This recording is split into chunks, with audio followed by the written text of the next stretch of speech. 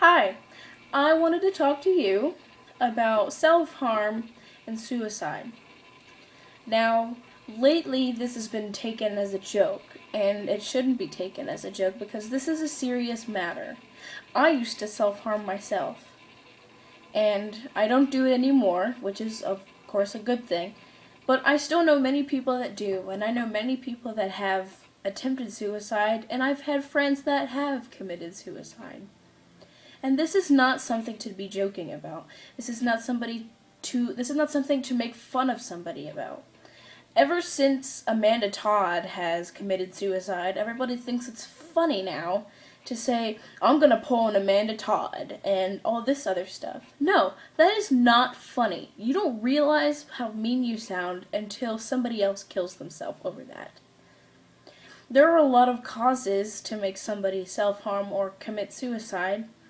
And that's just one reason, which is probably, this is the main reason, is just they're just tired of putting up with it. They're tired of putting up with the bullying, their abuse, or their own lives, or they're getting over something. I had a friend that killed himself just because his grandma passed away. And that's a hard thing to see, is a family member disappear from you forever until you either meet them again in their afterlife, or if you go to heaven if you believe in that. This is not about beliefs, so please do not attack in the comments with a belief statement. But anyway, there are many reasons why people want to kill themselves. And it's a serious matter. If you or somebody else has had the wish or desire to kill yourself, I highly suggest that you call the Suicide Prevention Hotline number that is provided in the description of the video. Nobody deserves to be tortured to the point where they want to commit suicide. Nobody does. Even if that person has done something completely wrong, they do not deserve that torture. Even if they got someone pregnant, like if it's a man, for example, like if he got someone pregnant, you have absolutely no right to make fun of him and just make him want to kill himself. He is still a valuable human being, no matter what you've done in your past. We need to stop bullying, and the only way we can stop bullying is if we step in and help. You can't just watch bullying from the sidelines and claim that you've helped. No, when you help, that means you have to step in and stand up to that person that's getting bullied. Some people can't stand up for themselves. They're just not that strong, and they don't have enough strength. And that's where you need to come in. It's not that hard to stand up to somebody, but that person obviously does think that it's hard. And when I used to be bullied, it was hard to stand up to the people, because I never knew anything to say. But now, after learning the tactics of being around bullying for so long, I know how to stand up for myself, and I know how to stand up for others. And if I can do it, you can too. Trust me. I get very sensitive over things. People tell me a joke like, Christina, you're fat. Yeah, that may be a joke, but I take that very seriously. Because I don't like it when people insult me or make fun of me, just because I've been a little bit overweight. I mean, trust me, I don't want to be overweight.